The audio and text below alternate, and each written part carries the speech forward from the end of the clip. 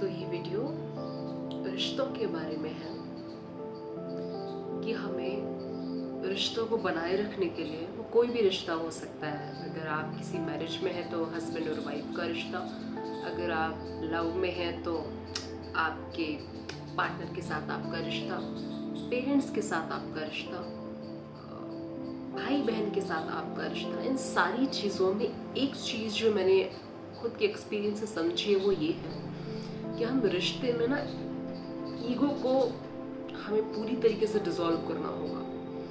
अगर किसी भी रिश्ते में किसी भी एक पर्सन का ईगो थोड़ा सा ज़्यादा है तो थोड़ी सी मुश्किल होगी, और कभी कभी मुश्किल इतनी ज़्यादा बढ़ जाएगी कि परिणाम दुखद हो सकते हैं। कई बार हमें पता ही नहीं चलता कि हमारे भीतर ईगो है। हम उसे बहुत नॉर्मल समझते हैं, हम उसे बहुत मैच्योरिटी बोल दें या हक बोल दें या इंटेलिजेंट होना बोल दें या एजुकेटेड होना बोल दें या फिर फाइनेंशियली इंडिपेंडेंट होना बोल दें या फिर हम किसी से कम हैं क्या। ऐसे कुछ विचारधाराएं जो हम लड़कियों की हैं, लड़कों की भी हैं, जो लड़के लड़कियों को कंट्रोल करना चाहते हैं या फिर ओवर राइड या ओवर करना चाहते हैं, या फिर वो जस्ट बिकॉज सोसाइटी थोड़ी सी पुरुष प्रधान है तो अपने आप को ज़्यादा पावरफुल समझते हैं। तो दोनों ही जगह ईगो है। मैं ये नहीं कह रही कि लड़कों में नहीं है लड़कियों में नहीं है, दोनों में ही बराबर तगड़ा ईगो है। अब क्योंकि कोई भी लड़की या कोई भी लड़का आज के ज़माने में एजुकेशन के मामले में तो कोई भी पीछे नहीं है। एवरीवन इज़ वेल एजुकेटेड और everyone is making their living quite well. तो किसी के भी भीतर ना वो समर्पण भाव नहीं आ पा रहा है, वो पूरी तरीके से डिवोशन होना, जैसे हम प्रेम कहते हैं, जैसे हम भगवान को समर्पित रहते हैं। रिश्ते में जब तक समर्पण भाव नहीं है तब तक ऊपर ऊपर सतह पर वो रिश्ता रहेगा। अगर भीतर तरीके से जुड़ना है तो कहीं ना कहीं वो समर्पण का अंत तक रहना होगा। बच्चों का माता पिता के प्रति समर्पण, माता पिता का बच्चों के प्रति समर्पण, पति का पत्नी के प्रति समर्पण, पत्नी का पति के प्रति समर्पण, या फिर अगर आप प्रेम में हैं तो आपके पार्टनर का आपके प्रति और आपका उसके प्रति। तो ये प्यार को बहुत पवित्र सच्चा रखता है, मैला नहीं होने देता, आपके बीच की दूरियों को बहुत कम करता है, तनाव बहुत कम होता है, आप शांत रहते हैं, चिंता मुक्त रहते हैं, ज़्यादा अच्छा सोच पाते हैं, ज़्यादा अच्छा कर पाते हैं, ज़्यादा अच्छा जी पाते हैं। लेकिन हम जान ही नहीं पाते कि जितनी भी चीज़ें हो रही हैं सिर्फ और सिर्फ ईगो के कारण हो रही हैं। ईगो मतलब अहम भाव, ईगो मतलब मैं किसी से कम हूँ क्या। आजकल 5 साल के बच्चे में भी हमें खतरनाक ईगो देखने को मिलेगा। कई बार अपब्रिंगिंग के कारण होता है कि हमें बचपन से सिखाया ही नहीं जाता है कि हम सारे अपने जीवन के लिए एक दूसरे पर आश्रित हैं। ईगो किस बात का भाई, किस बात का ईगो। प्रधानमंत्री भी प्रधानमंत्री होने के लिए जनता पर आश्रित है, किस बात का ईगो होगा उनको। जनता चुनती है उन्हें, तब वो प्रधानमंत्री कहलाते हैं। एक दूसरे पर आश्रित है ना, कोई भी पावर पोजीशन एग्जिस्ट ही नहीं करती अगर वो दूसरे पर आश्रित नहीं होगा। हम सब अपने जीवन के लिए परस्पर निर्भर हैं, एक दूसरे पर निर्भर हैं। किस बात का ईगो। आप अकेले सरवाइव कर सकते हो क्या इस दुनिया में? सारे लोग खत्म हो जाएं, अगर आप अकेले जिंदा बचो आप सरवाइव कर पाओगे? ये सब्जी बेचने वाला, ये सफाई करने वाला, ये झाड़ू पोछा, ये जितने भी ऐसे काम जो हम समझते हैं छोटे काम है, अगर ये सारे लोग ये काम ना करें तो आप सरवाइव कर पाओगे? या अगर आप नौकरी कर रहे हो तो जो आपको पैसे दे रहा है अगर वो ही एग्जिस्ट ना करे तो आप जी पाओगे? आप कहाँ से क्या खाओगे, कैसे रहोगे?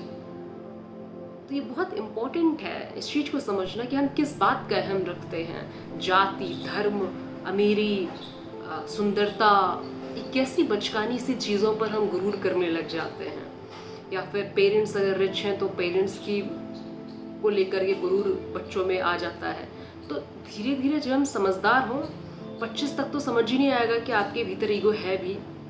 जैसे जैसे आप लेट 20s में पहुँचेंगे, 30 तक पहुँचेंगे, 30 में आपको ये एहसास होगा कि ईगो नामक चीज़ थी जो भीतर प्रवेश कर गई थी, उसको निकालना है। तब आप धीरे धीरे धीरे धीरे एक बेहतर इंसान बनने की दिशा में अग्रसरित होंगे। तो ये जानना बड़ा ज़रूरी है कि भीतर ईगो बैठा है, और जब जानेंगे तभी इस पर काम कर पाएंगे, तभी हम इसको संवार पाएंगे, रिश्तों को बचा पाएंगे, चाहे वो मैरिज हो या फिर हमारा लव वाला रिलेशन हो किसी के साथ, या फिर पेरेंट्स के साथ हमारा रिलेशन हो। सारे रिलेशन ऐसे ऐसे ऐसे ऐसे क्यों हो जा रहे हैं? बच्चे पेरेंट्स से नहीं बात करते, पेरेंट्स बच्चों से नहीं बात करते, पति पत्नी एक ही छत में रहते, एक दूसरे से बात नहीं करते, सिर्फ सोसाइटी के भय के कारण रह रहे हैं, या फिर बच्चा है तो उसके कारण रह रहे हैं। तो ये सारी चीज़ें कहीं ना कहीं किसी एक पर्सन में ईगो है तभी तो है ना। अगर दोनों ही लोग ईगो को डिसॉल्व करते हैं, एक दूसरे को वैसे एक्सेप्ट कर ले जैसा वो है, या आपस में बैठ करके बिना किसी अहम भाव की बात कर ले इंसानी तौर पर, इस तौर पर नहीं कि मैं अमीर हूँ, मैं लड़का हूँ, मैं सुंदर हूँ, मेरा बैकग्राउंड ये है, मेरे पास ये कैसी भौतिक चीज़ों का गुरूर है। थोड़ा सा अगर हम भीतर झांक पाए, ठहर पाए, रुक पाए, अंतर्मुखी हो पाए, तो सारी चीज़ें सुलझ सकती हैं। फिर हमें ये रिश्ते तोड़ने जैसी बातें, या फिर संन्यास धारण करने जैसी बातें, घर छोड़ने जैसी बातें, अलग जीवन में संसार से शिकायतें सब खत्म हो जाएंगी। क्योंकि कमी और गलती कहीं ना कहीं हमारे भीतर ही होती है, हम उसे देख नहीं पाते हैं, या फिर हमारे पीछे खड़े हुए लोग हमें नहीं देखने देते हैं, क्योंकि वो भी नहीं जागे थे तो हमें कैसे जागने देंगे। पूरी दुनिया ही ऐसी है ना, सब सोए हैं तो हम भी सोए रहते हैं, और हमें वो सही लगता है।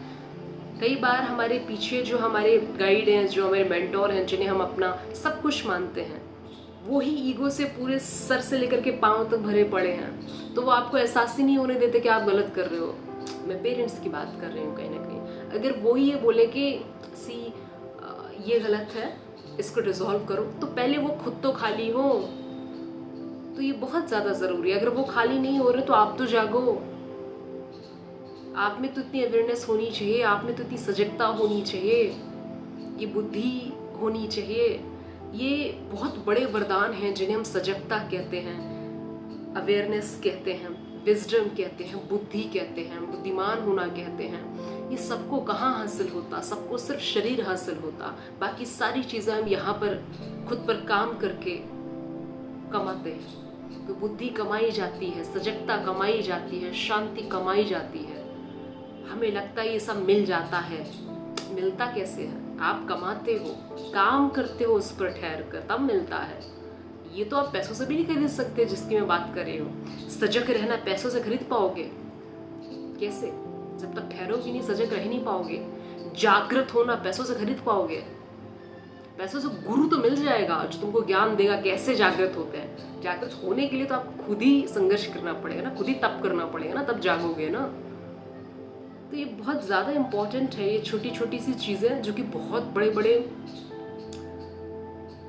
चैलेंजेस क्रिएट कर रही है हमारी लाइफ में, जाने अनजाने में, और हम नहीं जागे हैं। तो मन थोड़ा व्यथित है इस चीज़ को लेकर के कि जितनी स्पीड से रिश्तों में कड़वाहट आ रही है, जितनी स्पीड से हर रिश्ता टूट रहा है, हर रिश्ता हर जगह, कहीं ना कहीं हम लड़कियों को अपने ईगो को संभालना होगा, और हम लड़कों को भी इस बात को समझना होगा कि तुम सिर्फ पुरुष हो जाने से श्रेष्ठ नहीं हो जाते, और हम स्त्रियां हो जाने से छोटे नहीं हो जाते हैं।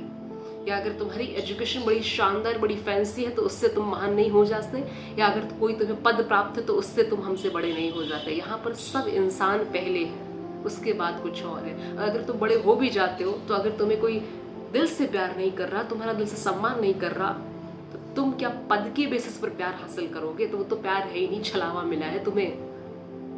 पद, पैसा, प्रतिष्ठा के बेसिस पर प्यार हासिल करना चाह रहे हो, doesn't make any sense, right? तो हो सकता है ये थोड़ा सा लेक्चर जैसा लग रहा हो, पर मन व्यथित था। कोई ना कोई एक इंसान तो होगा जो इस वीडियो से कनेक्ट करेगा, जो खुद में झांकेगा, खुद को थोड़ा सा ठीक कर पाएगा, खुद को बचा पाएगा किसी रिश्ते से, या फिर किसी रिश्ते में और प्यार उड़ेल पाएगा। तो बस इतना ही। अपना ख्याल रखें, खुश रहें, सजग रहें, समझदार बने।